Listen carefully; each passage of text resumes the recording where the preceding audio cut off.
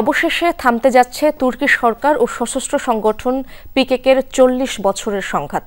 বৃহস্পতিবার সংগঠনটির প্রতিষ্ঠাতা কারাবন্দী আব্দুল্লাহ ওজলান জানান অস্ত্র সমর্পণের আহ্বান। ১৯৮৪ সাল থেকে শুরু হওয়া সংঘাতে প্রাণ গেছে ৪০,০০০-এর বেশি মানুষের। পিকেকের এই ঘোষণাকে দেখা হচ্ছে রিসেপ তাইয়েপ এরদোগানের বড় সাফল্য হিসেবে, যদিও সবাই অস্ত্র সমর্পণ করবে কিনা তা নিয়ে রয়েছে সংশয়। কাঙ্ক্ষিত অস্ত্র সমর্পণের ঘোষণায় দিয়ারবাকিরে আনন্দে মেতে ওঠেন কুর্দিরা। পিকেকের প্রতিষ্ঠাতা কারাবন্দী আব্দুল্লাহ ওজলান সমঝোতায় সম্মত হয়েছেন, এ খবর চাউর হয়েছিল আগেই। সেটি শুনেই ডিএম পার্টির কার্যালয়ের সামনে জড়ো হন শত শত মানুষ। শুধু তুরস্ক আর কুর্দিদের জন্যই অস্ত্র সমর্পণের সিদ্ধান্ত নয়, বরং পুরো মধ্যপ্রাচ্যের জন্যই এই সিদ্ধান্ত। সংঘাত বন্ধে এটি গুরুত্বপূর্ণ বার্তা।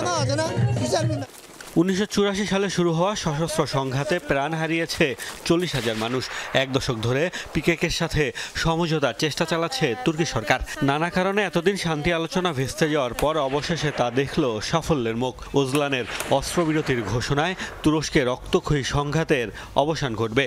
একই সাথে ২ যুগের বেশি সময় পর কারামুক্ত হতে পারেন প্রভাবশালী এই কুর্দি নেতা। এই পদক্ষেপকে স্বাগত জানিয়েছে সাধারণ কুর্দিরা। ওজলানের অস্ত্রবিরতির সিদ্ধান্তে ইরাক সিরিয়াতেও আনন্দ মিছিল করে কুর্দি জনগোষ্ঠী। আশা তাদের অধিকার প্রতিষ্ঠার আলোচনা পাবে নতুন পথ। অবশ্য ওজলানের আহ্বানে সাড়া দিয়ে সব সশস্ত্র যোদ্ধা অস্ত্র সমর্পণ করবে কিনা তা নিয়ে রয়েছে শঙ্কা। পিকেকের সাথে সরকারের সমঝোতায় অবশ্য সাধারণ তুর্কি নাগরিকদের মাঝে দেখা দিয়েছে মিশ্র প্রতিক্রিয়া। সংঘাতে স্বজন হারানো অনেকেই ক্ষুব্ধ। বেইমানি করছে সরকার, তুলেছেন এ অভিযোগও।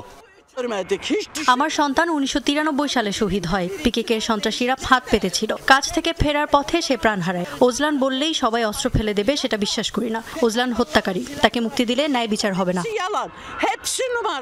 ১৯৭৮ সালে কুর্দিস্তান ওয়ার্কার্স পার্টি পিকেকে প্রতিষ্ঠা করেন কুর্দি নেতা আব্দুল্লাহ ওজলান। স্বাধীনতার দাবিতে একসময় সশস্ত্র বিদ্রোহ শুরু করে সংগঠনটি।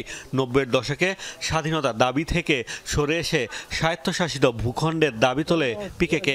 রোষানলে পড়তে হয় তুর্কি সরকারের। তুরস্কের তো বটেই, পশ্চিমাদের সন্ত্রাসী তালিকায়ও ওঠে পিকেকের নাম। আর যাবজ্জীবন কারাদণ্ড মাথায় নিয়ে ১৯৯৯ সালে কারাগারে যায় মুক্তিকামী নেতা ওজলান। আড়ালে বসেই নাড়েন কলকাঠি। মোস্তফা মাহমুদ, যমুনা নিউজ।